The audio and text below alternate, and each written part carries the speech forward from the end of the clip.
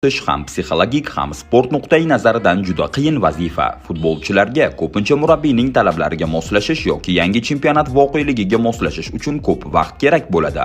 Ushbu jarayonning barcha qiyinchiliklariga qaramay, futbolda yangi jamoada futbolchilar birdaniga natijani keltirgan holatlar ham yetarlicha.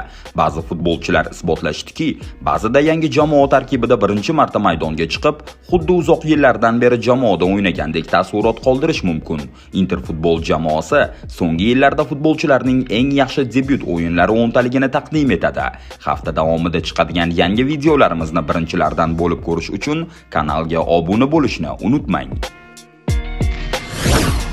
Michu, Swansea 2012-yilning yozida Wales klubi Angliya Premier Ligasidagi ikkinchi mavsumiga tayyorgarlik ko'rayotganda, murabbiy Brendan Rodgers Liverpoolga jo'nab ketdi va uning o'rniga afsonaviy sobiq futbolchi Michael Laudrup murabbiy etib tayinlandi.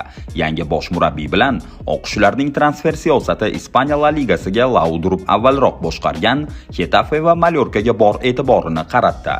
2012-yilning yozgi transfer oynasidagi harakatlarning birida Rayo Vallecanodan atiga 2.570.000 yevroga kelgan hujumchi Michu bo'lgan. Ispaniyalik futbolchi yangi Swansea jamoasiga o'tishidan oldin La Ligada 15 ta gol urgan, ammo uning APLda o'ynay olish qobiliyati hali ham shubha ostida qolganda.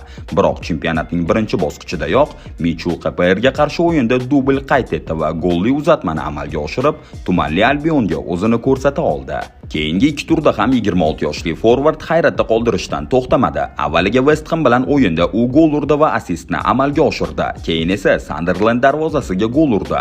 Mavsumning qolgan qismi ham Michu uchun boshlanganidek yorqin o'tdi. Hujumchi APLda 18 ta gol bilan mavsumni yakunladi va to'purarlar ro'yxatida 5-o'rinni egalladi. Ispaniyalik Tottenham, Arsenal va Manchester United kabi katta jamoalarga gol urdi. Oxirgi aytilgan ikki jamoaga umuman olganda faqat gol emas, balki dublni qayd etgan.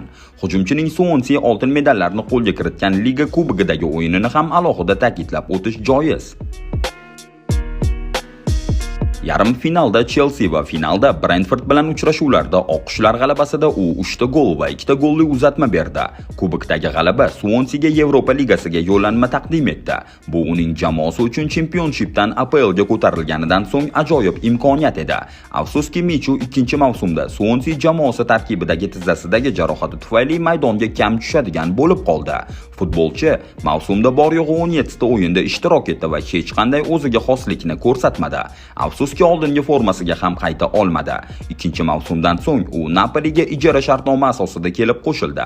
Jarohatlar sabab bu yerda ham maydonga ko'p tusha olmadi va hech qanday o'ziga xoslik ko'rsatmadi.